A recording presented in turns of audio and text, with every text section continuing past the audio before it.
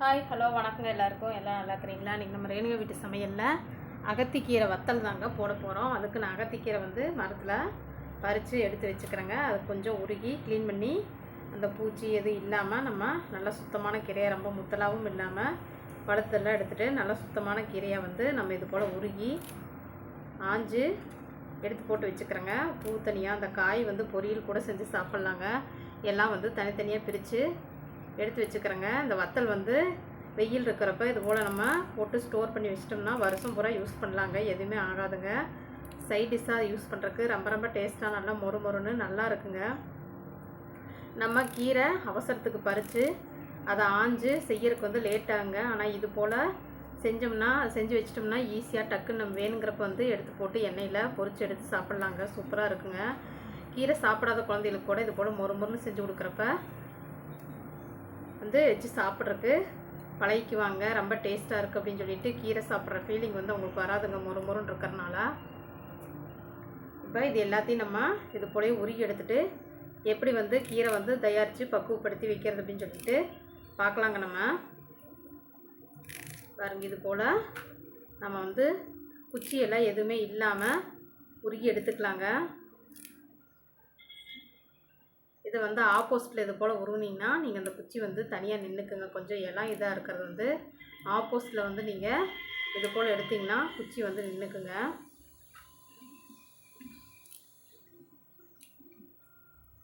உருகி எடுத்துகிட்டு நான் காட்டுறேங்க எப்படி வத்தல் தயாரிக்கிறது அப்படின்னு சொல்லிட்டு.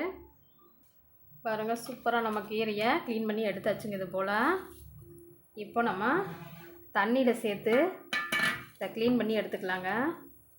என்னதான் மரத்தில் பறிச்சுதான் இருந்தாலும் அதில் டஸ்ட்லாம் இருக்குங்க நம்மளுக்கு. அதனால் நம்ம நல்லா தண்ணியில் அலசி க்ளீன் பண்ணி எடுத்துக்கலாங்க.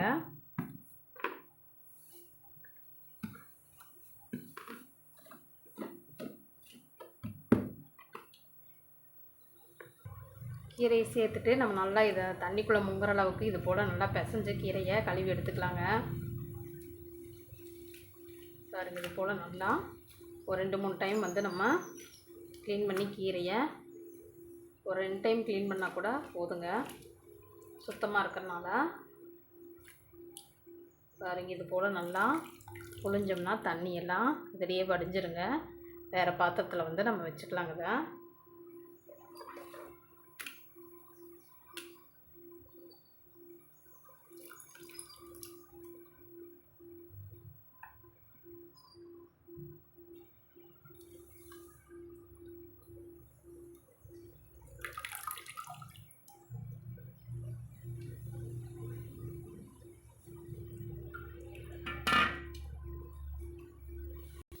பாருங்கள், இது போல் ஒரு 2 முறை அலசிட்டு நல்லா தண்ணி வடிகிற பாத்திரத்துலையோ இல்லைன்னா இது போல் முரத்துலேயே வச்சோம்னா பாருங்கள், அந்த சைடில் நம்மளுக்கு வேண்டாத தண்ணியெல்லாம் இது போல் வடிஞ்சு வந்துருங்க.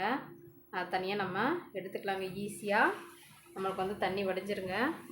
உங்களுக்கு வடிக்கிற பாத்திரம் இருந்துச்சுன்னா ஓட்டோட்டையாக இருக்கிற ஜல்லடையில் போட்டு வடிச்சுக்கோங்க. இல்லைன்னா இது போல் நீங்கள் முரத்தில் வச்சிங்கனாலே ஒரு சைடு அந்த தண்ணி வடிஞ்சு வந்துருங்க. இது போல் இப்போ நம்ம அடுப்பத்தை வச்சு வானொலி வச்சுக்கலாங்க. இங்கே அடிகனமாக நிறைய போடுற மாதிரி தான் அடிகனமான பாத்திரம் கூட ஒன்று வச்சுக்கலாங்க. இப்போ வச்சுட்டு நம்ம பாத்திரம் காயவெல்லாம் வேண்டியது இல்லைங்க. அந்த உருகி வச்சுருக்கிற கீரையை நம்ம அப்படியே சேர்த்துக்கலாங்க. எல்லா கீரையுமே நம்ம சேர்த்துக்குவாங்க. இதில் தண்ணியெல்லாம் எதுவுமே சேர்த்த வேண்டாங்க. இது போல் நம்ம தண்ணி வடிச்சிட்டு இந்த கீரையை மட்டும் சேர்த்துனாலே போதுங்க.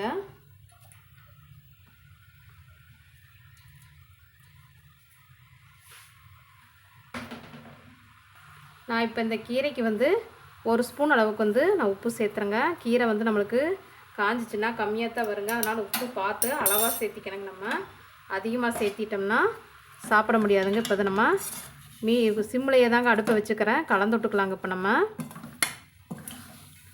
கலந்து விட்டுட்டு அதுக்கப்புறமா நம்ம மீடியம் சைஸில் அடுப்பை வச்சுக்கலாங்க. இது போல் உப்பு எல்லா இடத்துலையும் படும்படி நம்ம கலந்துக்கலாங்க. ஏன்னா வெந்துருச்சுன்னா நம்மளுக்கு ஒரே இடத்துல அந்த உப்பு நின்றுங்க.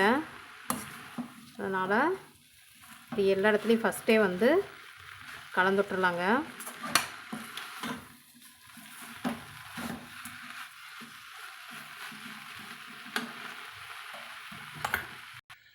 நீங்கள் சூடு இல்லாமல் சிம்மில் வச்சுட்டு இது போல் பெசரி கூட விட்டுக்கலாங்க. அந்த உப்பு வந்து எல்லா இடத்துலையும் படும்படி. ஏன்னா கீரை வந்து நம்மளுக்கு உருண்டை உருண்டையாக இருக்கிறனால அங்கே அப்படியே ஒரு இடத்துல நின்றுங்க. இல்லை நீங்கள் அடுப்பில் வைக்கிறதுக்கு முன்னாடியே கூட கீரையில் இது போல் உப்பு சேர்த்துட்டு பெசரி விட்டுக்கலாங்க. எப்படி வேணால் செஞ்சுக்கலாங்க. நீங்கள் உங்கள் சௌரி எப்படியோ அது போல் செஞ்சுக்கலாங்க. இப்போ நம்ம கலந்து விட்டாச்சுங்க. கலந்து விட்டு அடுப்பை வந்து மீடியம் சைஸ்லேயே வச்சுட்டு நம்ம இது போல் ஒரு 2-3 டைம் வந்து கலந்து விடலாங்க.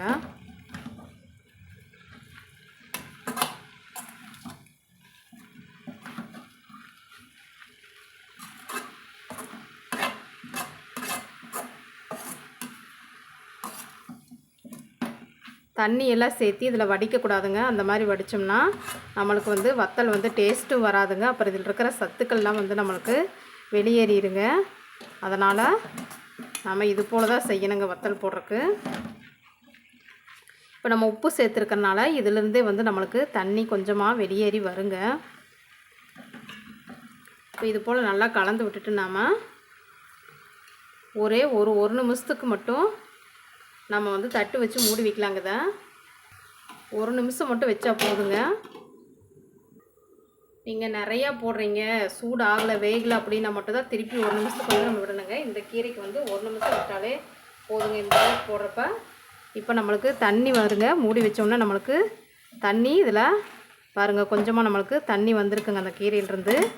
இனி வந்து நம்ம மூடி வைக்க வேண்டாங்க. இது போல் நம்ம பெரட்டி பெரட்டி விட்டே வந்து இருக்கலாங்க. இது போல் நம்ம பெரட்டி பெரட்டி விடலாங்க. கீரை ரொம்ப வெந்தாலும் நல்லா இருக்காதுங்க வத்தல் சாப்பிட்றதுக்கு.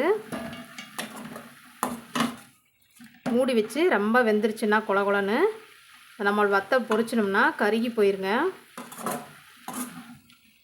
ஒரு மாதிரி வெம்புன ஸ்மெல் வர மாதிரி வருங்க.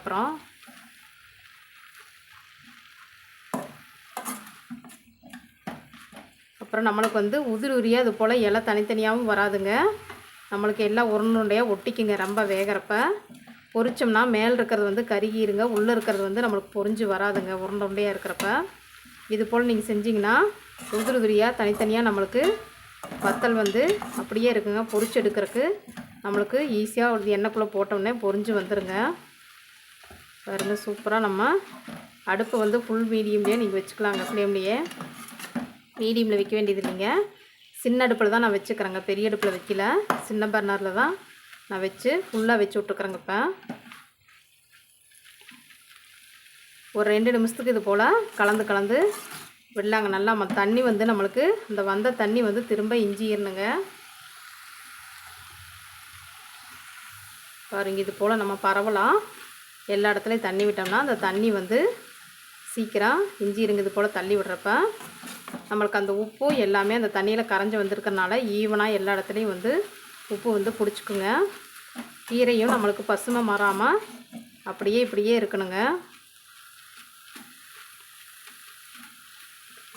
இப்போ நல்லா ஒரு ஃப்ளேவர் வருங்க. கீரையோட ஃப்ளேவர் வந்து நல்லா இப்போ நம்மளுக்கு வருங்க. இந்த ஸ்டேஜில் பாருங்கள் தண்ணி எல்லாமே இப்போ வந்து நம்மளுக்கு இஞ்சிடுச்சுங்க. இந்த ஸ்டேஜில் வந்து நம்ம ஸ்டவ்வை ஆஃப் பண்ணிக்கலாங்க. பாருங்கள் இப்போ இறக்கி எடுத்தாச்சுங்க. நம்ம இந்த ஸ்டேஜில் வந்து ஒரு 50-60% வரைக்கும் நம்மளுக்கு கீரை வந்து வெந்து வந்திருக்குங்குது. இப்போ நாம் ஒரு தட்டு எடுத்துகிட்டு அதில் கொட்டிக்கலாங்க. கீரையை நாம் இந்த தட்டில் வந்து சேர்த்துக்கலாங்க. இது போல் பரவலாம்.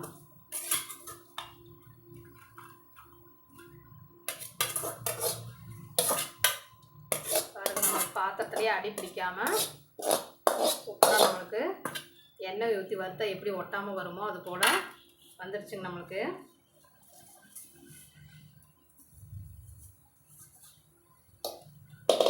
ரொம்ப உருண்டையாக கட்டியாக இல்லாமல் நம்மளுக்கு இது போல் உதிரியாக இருக்கணுங்க. இதுதாங்க கரெக்டான பக்குவம். ரொம்ப வெந்துருச்சுன்னா உங்களுக்கு உருண்டை கட்டிக்கிங்க. அது போல் வந்து வேக வைக்கக்கூடாதுங்க. இந்த மாதிரி பக்குவத்தில் தான் நம்மளுக்கு சும்மா ஒரு இலை 2 இலை மட்டும் ஒட்டிகிட்டு இருக்கிற மாதிரி இது போல் உதிரியாக இருக்கணுங்க. நம்மளுக்கு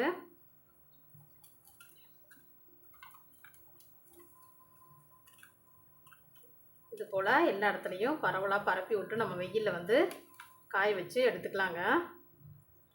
நான் உங்களுக்கு இந்த வத்தல் வந்து எப்படி பொரிக்கிறது அப்படின்னு சொல்லிட்டு பொரிச்சு காட்டுறேங்க.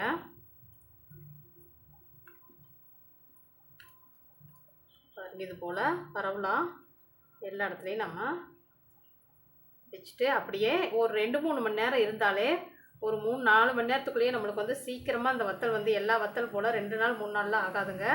ஒரு 2-3 மணி நேரம் நல்லா வெயில் அடிச்சுன்னா சூப்பராக காஞ்சிருங்க நம்மளுக்கு மொறுமொறுன்னு.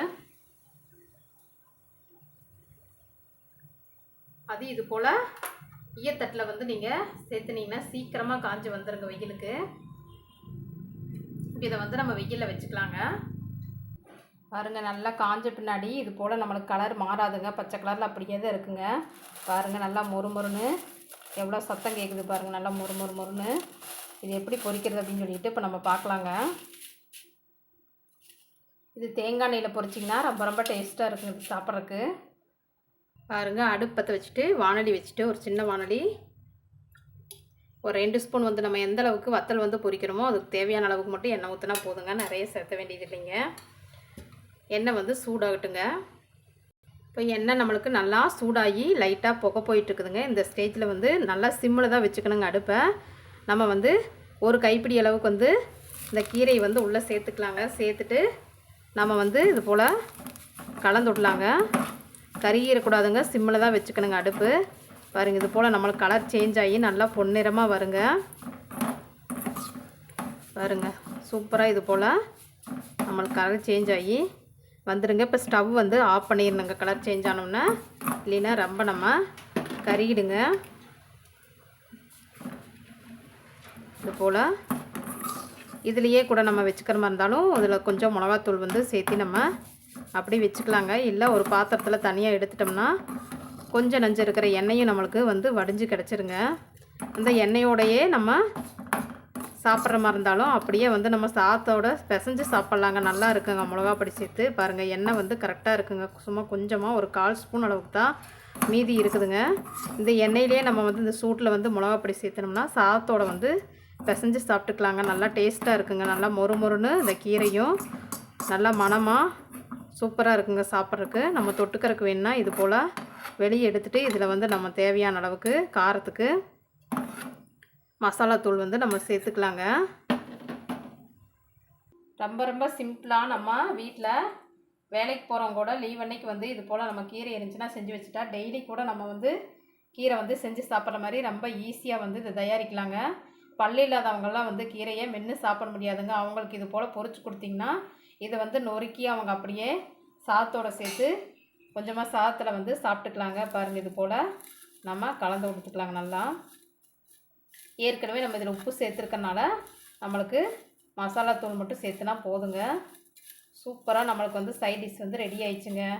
கீரை வந்து நம்ம சுத்தம் பண்ணணும், கழுவணும், க்ளீன் பண்ணணும் அதெல்லாம் எதுவுமே இல்லைங்க. மணிக்கணக்காக அப்படிங்கிறது எதுவுமே இல்லாமல் இது போல் செஞ்சு வச்சுருந்தா நம்ம டக்குன்னு எடுத்து போட்டு ஒரே நிமிஷத்தில் வந்து பொரிச்சு எடுத்து நம்ம சாப்பிட்டுக்கலாங்க. சைட் டிஷ்ஷாகவும் வச்சுக்கலாங்க. சாதத்தோடையும் பிசைஞ்சு சாப்பிட்டிங்களா அவ்வளோ டேஸ்ட்டாக இருக்குங்க இது சாப்பிட்றதுக்கு. நல்லா மொறுமொறுன்னு சுட சுட சாதத்தோடு வந்து நீங்கள் இதை போட்டு ஒரு நொறுக்கி விட்டுருந்தாலும் பிசைஞ்சு சாப்பிட்லாங்க. பாருங்கள், கருகிடாமல் சூப்பராக நம்மளுக்கு கலர் மாறாமல் அப்படியே பச்சை பசேர்னு நம்மளுக்கு பாருங்கள் நல்லா மொறுன்னு கீரை வந்து வறுவல் வந்து ரெடி ஆயிடுச்சுங்க. இது போலயே நீங்களும் செஞ்சு சாப்பிட்டு பார்த்துட்டு எப்படி இருந்துச்சு அப்படின்னு சொல்லிட்டு கமெண்ட் பண்ணுங்கள், லைக் பண்ணுங்கள், ஷேர் பண்ணுங்கள், சப்ஸ்கிரைப் பண்ணுங்கள். பிடிச்சிருந்துச்சின்னா தொடர்ந்து ரேணுகா வீட்டு சமையலை பார்த்து சப்போர்ட் பண்ணுங்கள். நன்றிங்க. நாளைக்கு இதே போல் இன்னொரு சமையலில் நம்ம சந்திக்கலாங்க.